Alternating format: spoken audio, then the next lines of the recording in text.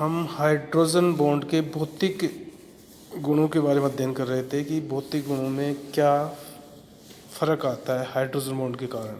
तो इसी में हम आगे चलते हुए अध्ययन कर रहे हैं। छठा पॉइंट है इसका डाइलेक्ट्रिक स्थिरांक यानी कि डाइलेक्ट्रिक कांस्टेंट। डाइलेक्ट्रिक कांस्टेंट जो होता है उस पे भी हाइड्रोजन जो बंद होता है उसका बहुत प्रभाव पड़ता है। जैसे हम देखते हैं कि द्रव में डाइलेक्ट्रिक स्थिरांक अंतरा परमाणु हाइड्रोजन बंधों की प्रबलता द्वारा प्रभावित होते हैं। H2O में हाइड्रोजन को मैथिल समूह से प्रतिस्थापित करने पर डाइलेक्ट्रिक स्थिरांकों में आई कमी इस बात का संकेत देती है कि प्राप्त पदार्थों में हाइड्रोजन बंधन दुर्बल पड़ता जाता है। अन्य पदार्थों के डाइलेक्ट्रिक स्थिरांकों में भी इसी प्रकार की कमी पाई जाती है। फॉर एग्जांपल हम जल का देखते हैं, H2O का 78.5 है, मेथेनॉल का 32.63 है, ईथर जो CH3O CH3 इसका 5.02 है। यानी जैसे H2O इसमें हाइड्रोजन बॉन्ड पूरी तरह से 2 हाइड्रोजन प्रेजेंट हैं बॉन्ड बनाने के लिए, यानी 4 हाइड्रोजन बॉन्ड बनते हैं इसके अंदर। मेथेनॉल के अंदर एक मेथिल ग्रुप हट जाता है इसमें हाइड्रोजन से, तो एक ग्रुप कम हो गया, इस कारण से इसका डाइलेक्ट्रिक कांस्टेंट भी कम हो गया। इसी प्रकार ईथर में होता है। तो हम देखते हैं कि हाइड्रोजन बंधन के कारण अणुओं का बहुलीकरण हो जाता है, पॉलीमराइजेशन हो जाता है। अतः बहुलक अणुओं का द्विध्रुव आघूर्ण का मान अलग अलग अणुओं के द्विध्रुव आघूर्ण के योग से अधिक हो जाता है। अर्थात बहुलीकरण से अणु में ध्रुवणता बढ़ती है, डाइलेक्ट्रिक स्थिरांक का मान भी बढ़ता जाता है।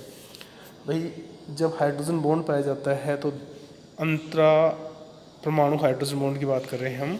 एक इंटर होता है, एक इंट्रा होता है। तो इंटर जो होता है 2 मॉलिक्यूल के बीच में बनने वाला हाइड्रोजन बॉन्ड, तो उसमें क्या है, इनका आपस में पास में आ जाते हैं और बहुलीकरण हो जाता है, एक तरह से पॉलीमराइजेशन हो जाता है, 2 या 2 से अधिक एक दूसरे के पास में जुड़ जाते हैं।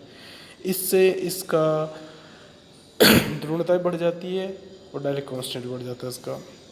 फिर है इसके अगला 7वां पॉइंट है कार्बोक्सिलिक अम्लों का वियोजन।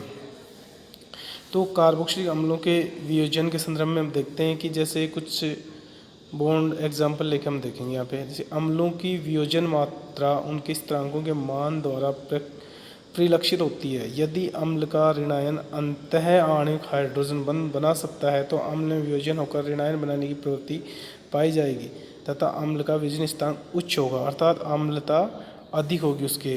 फॉर एग्जाम्पल हाइड्रोक्सी बेंजोइक अम्ल, इसके 3 समावयव हैं, ऑर्थो, मेटा और फेरा।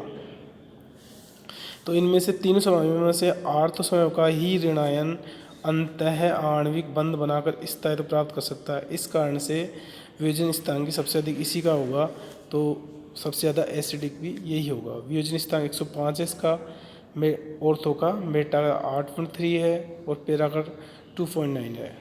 ऑर्थो अम्ल में कार्बोनिक समूह का C+O समूह जब हाइड्रोजन बंध में भाग लेता है तो कार्बोक्सिलिक OH के ऑक्सीजन पर इलेक्ट्रॉन घनत्व घट जाने से वह OH बंध युग्म पर पूरा अधिकार कर हाइड्रोजन को H+ के रूप में मुक्त कर देता है। कहने का मतलब ये है कि जैसे ही ऑक्सीजन और हाइड्रोजन, ऑक्सीजन इसका इलेक्ट्रॉन खींचता है तो यहाँ पर अंतः आणविक हाइड्रोजन बंध बन जाता है एनाइंस के अंदर। तो ये जो हाइड्रोजन को खींचता है तो ये आसानी से H+ आयन दे देता है, इसलिए इसकी अम्लता बढ़ जाती है। इसी कारण से ऑर्थो अम्ल सबसे ज़्यादा प्रबल अम्ल होता है। इस प्रकार हम आसानी से ये समझ जा सकता है कि मैलिक अम्ल जैसे है वो फ्यूमेरिक अम्ल से अधिक प्रबल अम्ल क्यों होता है। मैलिक अम्ल के आयनन से बनने वाला ऋणायन हाइड्रोजन बंध बनाकर स्थायी हो जाता है, जिससे हाइड्रोजन आयन स्वतंत्र हो जाता है तथा मैलिक अम्ल का वियोजन नियतांक अधिक होता है। यहाँ देख रहे हैं मैलिक अम्ल से मैलेट ऋणायन बन रहा है, तो मैलेट ऋणायन होता है अंतः आणविक हाइड्रोजन बनाता है। जैसे कि फ्यूमेरेट ऋणायन बन जाता है फ्यूमेरिक एसिड से, तो उसमें किसी प्रकार अंतः आणविक हाइड्रोजन बॉन्ड नहीं बन पाता है, तो इसी कारण से ये ज़्यादा स्ट्रॉन्ग होता है मैलिक एसिड। फिर 8वां पॉइंट है द्रवों की शांता, विस्कोसिटी। द्रवों में अंतरा आणविक हाइड्रोजन बंधों के कारण उनकी विभिन्न सतहों के अणुओं के मध्य आकर्षण बल बढ़ जाता है, जिससे द्रव की शांता बढ़ जाती है। ये बल जितने प्रबल होंगे द्रव की शांता भी उतनी ही अधिक होगी। उदाहरण के लिए हम देखते हैं, फॉर एग्जांपल H2 के हाइड्रोजन को मैथिल समूह से विस्थापित करने पर हाइड्रोजन बंध सामर्थ्य में कमी आती है, इस कारण शांता भी कम हो जाती है। क्योंकि जैसे H2O में हाइड्रोजन बंध पूर्ण रूप से हाइड्रोजन बंध अधिक पाया जाता है, मेथेनॉल में बहुत कम पाया जाता है, ईथर में पाया ही नहीं जाता है। तो इसमें जो हाइड्रोजन बॉन्ड की कमी या हाइड्रोजन ख़त्म होने के कारण से इसकी शांता में कमी आ जाती है। तो जिसमें हाइड्रोजन बॉन्ड अधिक होगा या मजबूत होगा उसकी शांता उतनी ही अधिक होगी। यहाँ देख रहे हैं हम। इसके बाद में 9वां पॉइंट है असहगुणन डिसोसिएशन। अंतरा आणविक हाइड्रोजन बंधु के कारण सहगुणित पदार्थों को जब प्रबल ध्रुवीय विलायक में घोला जाता है तो कभी कभी वे विलायक के अणु से प्रबल हाइड्रोजन बंध बनाते हुए असहगुणित हो जाते हैं। उदाहरण के लिए बेंजोइक एसिड बेंजीन या CS2 में द्विलक डाइमर्स के रूप में डाइमेरिक बनते हैं, लेकिन एसीटोन फिनोल एथिल ईथर में इन विलायकों से हाइड्रोजन बंध बनाने के कारण से इसके मोनोमेरिक ही रहते हैं। कहने का मतलब ये रहता है कि अंतराणु हाइड्रोजन बंध बनता है तो सहगुणित हो जाते हैं, तो जब ऐसा नहीं होता है तो वो मोनोमर्स ही रहते हैं। क्रिस्टलीय संरचना देखते हैं। इसका 10वां पॉइंट है चूँकि हाइड्रोजन बंध दिशात्मक होते हैं, ठीक है, अणु अपने आप को इस प्रकार व्यवस्थित करेंगे कि उसके बीच प्रबलतम हाइड्रोजन बंध बन सके। ऐसा करने से यौगिक विशेष प्रकार की क्रिस्टलीय संरचना में क्रिस्टलित होते हैं। एग्जाम्पल अमोनियम फ्लोराइड्स होता है NH4F। इसकी वुड-जाइट संरचना में HCN रेखीय तथा HF मेथेनॉल और टेडीमेडी संरचना में होते हैं। मेथेनॉल या फार्मिक एसिड जो होता है वो टेडीमेडी संरचना में क्रिस्टल बनाते हैं। इसी प्रकार 11वां पॉइंट है जल का घनत्व। तो हम देखते हैं कि किसी भी द्रव का ठंडा करने पर उसका घनत्व बढ़ता जाता है, क्योंकि ताप कम करने पर उसमें गतिशीलता भी कम हो जाती है, जिससे अणु पास पास आ जाते हैं। लेकिन जल को ठंडा करने पर उसका घनत्व 4 डिग्री सेंटीग्रेड तक बढ़ता है तथा इसके बाद कम होने लगता है तथा 4 डिग्री पर इसका घनत्व अधिकतम होता है। वैसे जल में हाइड्रोजन बंध हर ताप पर उपस्थित होते हैं, लेकिन 4 डिग्री सेंटीग्रेड के नीचे आने पर अणु की गतिशीलता इतनी घट जाती है कि प्रबल हाइड्रोजन बंध बनाने के लिए प्रत्येक जल के अणु को अन्य 4 जल अणु चतुष्फलकीय रूप से इस प्रकार से घेर रहते हैं कि उसमें 2 अणु केंद्रीय जल अणु के हाइड्रोजन परमाणु के माध्यम से तथा 2 ऑक्सीजन परमाणु के माध्यम से बंधित होते हैं। फलतः केंद्रीय ऑक्सीजन परमाणु से 2 सहसंयोजक बंधों से बंधित हाइड्रोजन परमाणु निकट तथा शेष 2 अपेक्षा अधिक दूरी पर स्थित होते हैं, जिसके कारण से अणु के बीच काफ़ी रिक्त स्थान बचा रहता है, जिससे बर्फ ठोस होते हुए भी हल्की होती है। कहने का मतलब ये है कि जैसे 4 डिग्री सेंटीग्रेड पर इसका घनत्व अधिकतम होता है, लेकिन उसके नीचे टेम्परेचर करने पर इसका घनत्व कम होता चला जाता है। इसका रीज़न ये है कि इसकी संरचना में इसकी गतिशीलता कम हो जाती है इनकी, और ऑक्सीजन के साथ में 4 बॉन्ड बनते हैं। 2 तो सहसंयोजक बंध बनते हैं हाइड्रोजन साथ में, और 2 होते हैं हाइड्रोजन बॉन्ड डॉटेड लाइन के द्वारा, जो इस डायग्राम में दिख रहे हैं हमको। तो इस प्रकार से ये 4 बॉन्ड बनाता है। 4 बॉन्ड बनाने से इसका कम हो जाता है। जब बर्फ़ पिघलती है तो उपयुक्त संरचना धीरे धीरे टूटने लगती है, जल के अणु एक दूसरे के निकट लाने लगते हैं, और इस प्रक्रिया में जल तापमान 4 डिग्री पहुँचने तक जारी रहती है। इस तापक्रम पर जल के अणु के एक दूसरे के निकट होती है और घनत्व अधिकतम होता है। तापक्रम बढ़ने उसमें गतिशीलता बढ़ती जाती है 4 डिग्री से, इसकी वजह से उसकी दूरी बढ़ती है और घनत्व आगे भी कम होता चला जाता है। तो कहने का मतलब ये है कि 4 डिग्री सेंटीग्रेड पे वही इसका घनत्व मैक्सिमम होता है। फिर हम देखते हैं क्लोरेल हाइड्रेट का स्थायित्व। क्लोरेल हाइड्रेट हमें ये नीचे स्ट्रक्चर में दिखाई दे रहा है।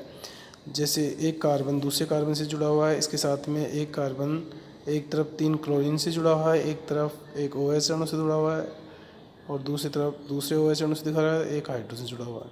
तो यहाँ पर क्लोरीन और हाइड्रोजन के बीच में अंतः आणविक हाइड्रोजन बॉन्ड बनता है, जिसके कारण से स्टेबिलिटी बढ़ जाती है। तो हम इसको कह सकते हैं सामान्यतः वे कार्बन यौगिक जिनमें एक ही कार्बन परमाणु से एक से अधिक OH समूह जुड़े हुए हों अस्थायी होते हैं, परंतु यदि वह कार्बन परमाणु अत्यधिक ऋण विद्युतीय तत्वों के परमाणु से इस प्रकार जुड़ा हो कि ऋण विद्युतीय तत्व तथा OH समूह के बीच में हाइड्रोजन बंध बन सके तो इस प्रकार का यौगिक अस्थायी हो जाता है।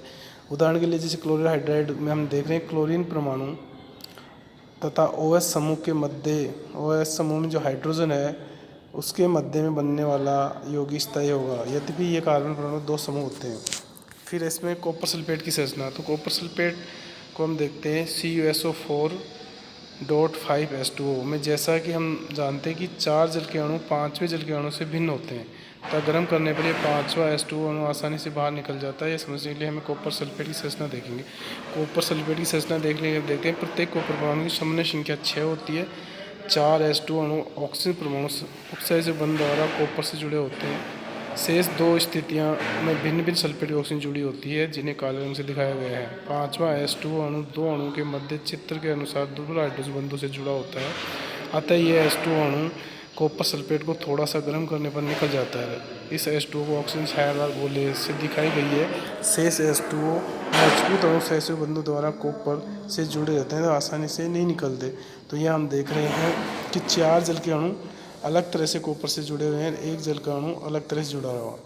जैसे कॉपर है, कॉपर के साथ में 1 2 3 4, तो बीच में जो जुड़ा हुआ है इसमें कॉपर से कॉपर सही, तो एक जो कॉपर से 4 H2O कोऑर्डिनेशन बॉन्ड के द्वारा जुड़े हैं, फिर 2 जो जल के अणु हैं दोनों के बीच में, फिर 4 इधर वाले से जुड़े हैं और 2 बीच में दिख रहे हैं वो हाइड्रोजन बॉन्ड के 2 जल के अणु जुड़े हुए हैं। तो इस प्रकार से 5 में से 4 तो एक ही प्रकार के हैं और एक अलग प्रकार का जल का अणु होता है। तो ये संरचना इसमें अपन देख सकते हैं। ओके।